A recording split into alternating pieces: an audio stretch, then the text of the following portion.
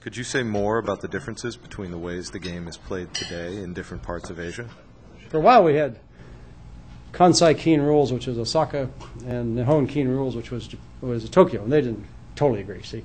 And we got rules in China, we got Ing rules, we got Formosan rules, we had New Zealand rules, we have U.S. rules, and they all differ in teeny microscopic details. You know, less than 1/10 of 1% of the games will these differences matter, see. But all the Asian rules begin with the same premise, that statement one, the rules committee is so-and-so and so-and-so and so-and-so. 2, all disputes will be resolved by them. 3, sort of like our Supreme Court. They will resolve these disputes in accordance with the long history and tradition of the way they've resolved all disputes in the past, see. Okay, now you look at what is the code of decisions they made in the past, and it's chaos. I mean, basically, they tend to favor whichever player they like more. I mean, that's the cynical view of this. And then once in a while they try and racialize, and so you see, it is only America and New Zealand, and now Europe, who have rules committees which will entertain academic discussion.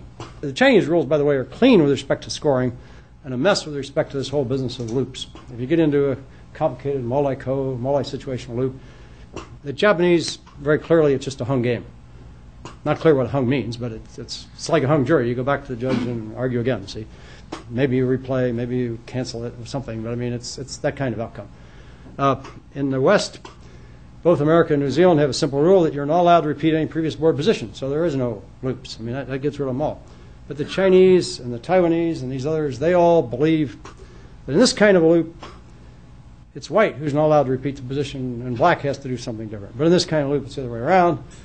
And then all those are done by examples that are sort of chaos. See? Now, Ing, in his rules, claimed, oh, he's really gotten rid of ties by specifying all these things. So he offers this prize, I think it was $50,000, to any mathematician who can prove that the Ing rules will never result in a tie. See?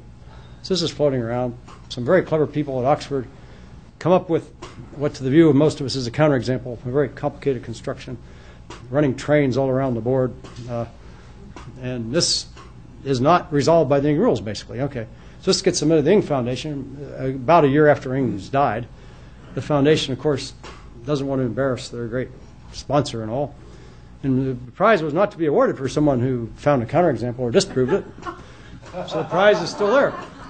And you know, lawyers read and they interpret it, well, these English people didn't really interpret the rules properly, and it's all done in erudite Chinese prose, and so nobody really knows quite what the Ing rules are. You said that both in checkers and in chess, the computer programs were up in the top league, but not better than humans. Do you expect that to be a stable situation, or how long? Oh, I don't know. Hard to tell. The amount of effort going in there right now is certainly, I mean, there's much more effort in computer Go than there is in computer chess and computer checkers, because computer checkers, well, it sort of reached its peak in popularity. I think it'll come back. I mean, I see computer scientists and mathematicians in this area, you know, have different philosophies, and in this particular area, I'm very much a mathematician. I mean, I want to find good moves and statements that are provably true. Like, you know, I want to say, gee, this is a position we've solved and white can win, and yeah, here's an enormously complicated tree, but we've got it all worked out, see, somehow or other. Artificial intelligence buffs believe that the main purpose of playing these games is to develop system program expertise, which is great for training students. They become good at, you know, writing programs, which is sort of a skill that they believe will be useful in other endeavors. Somewhat true, I suppose. It's good practice. I don't know. But they really want a program which, in a situation like this, will make some kind of decision and make some kind of move. See, I'm quite willing to just say, gee, this problem's so complicated. I don't think in my lifetime we're going to get an understanding of this. Question from cognitive psychology. Is your decompositional method available to players without any external links like pencil and paper? Well, I was going to answer that before. This one, yes, this is totally pencil and paper. This one, up here in the north, the situation is beyond what you can do with pencil and paper. and there was a lot of effort in this region here. We continue to try and improve our methods. I mean, one people asked, gee, why haven't you just programmed everything in ON? Well, we have some programs that are aids, but when we start working on almost every problem we work on, we find some more tweaks. I mean, see, even breaking the board up into regions is sort of tricky, and it doesn't really break. I mean, right here, there's some risk that after black plays here and white ignores it, black gets around into this corner, and this whole region gets much bigger and runs away. And, you know, you end up with a certain amount of judgment or statements about that not being allowed or whatever, you know. And then so the question of how well the model really applies to the particular situation is an area that gets a little gray in some cases. How big are these regions? And also, we allow interactions between regions now, but what I call federations, which are sort of a weak kind of alliance like you have in Canada, as opposed to a federal structure you have here. So in a real-world application, you would want to make sure that in some situations people are not allowed to make decisions on the basis of intuition, because you know that intuition is bound to fail. I don't know that. I mean, when you're in that situation, it may be that everything's bound to fail. I mean, you know, see, I mean, mathematicians by and large are hunting for perfection of a level that may just not be attainable. I mean, you may need to make some decision. I mean, you know, we all make decisions, right? We decide which of two offers a job to take or whatever, right? And there's no way to algorithmize this. You just like here, you got to make some kind of decision, so you do something, right? I mean, if solving the problem is having something sensible and solid to say from start to finish, how does the complexity of that problem grow with the size of the board? So, you know, a 2 by 2, I'm sure you can do 19 by 19. How is that difficult? There are people who've done that. That's another pursuit I'm not into. There seems to be consensus among experts on what ought to happen in the 9 by 9 board now.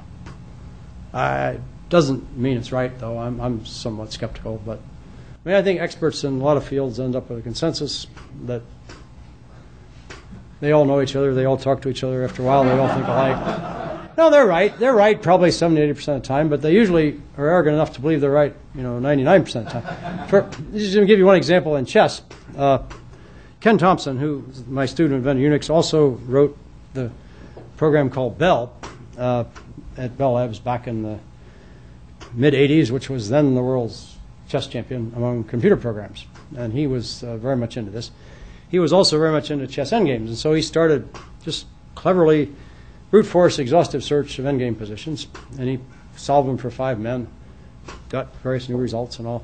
And then another guy named Louis Stiller came along and pushed this up to 6. And he got supercomputers and more algorithms. But the history of the way that evolved with the chess community, see, when Ken found that there were various positions that you could win, but it took more than 50 moves. There was a classical chess rule that says if 50 moves pass and no piece has been captured, and then the game is a draw to stop endless draws, right? Ken found some where you could win in 70 and 80 moves, right? So they changed the rule, went up to 100, right? Stiller came along, and just in the case of king plus rook plus queen versus king plus rook plus queen, so you got 3 on each side. Each side is a king, queen, rook, right? These 6 pieces, and they go and fight it out. Nearly all chess masters, in fact, I'd say 100% of chess masters believed that unless one side or the other could do something like capture a piece within the next 10 or 15 moves, which is the depth they could think ahead, that surely this position was going to be a draw, right? Totally wrong. Turns out 80% of them, and most of them are that type, turns out 80% of them, he searched them all, is a win for somebody or other. The longest one takes 240-some moves, okay? You play this out. When he gives a talk, he puts this on the background and he just talks, and you see these pieces wandering around. This is the shortest win from that position, okay? So when they heard this, what do you think the Go Federation did? They said, oh, this is too complicated. We're changing the rule back to 50, which is what they did. That's exactly what happened. That's what, and chess masters, have trouble digesting that, yes, they all believe that all these positions were draws. And no, very few of them are draws. I mean, so what can you say? Thank you very much.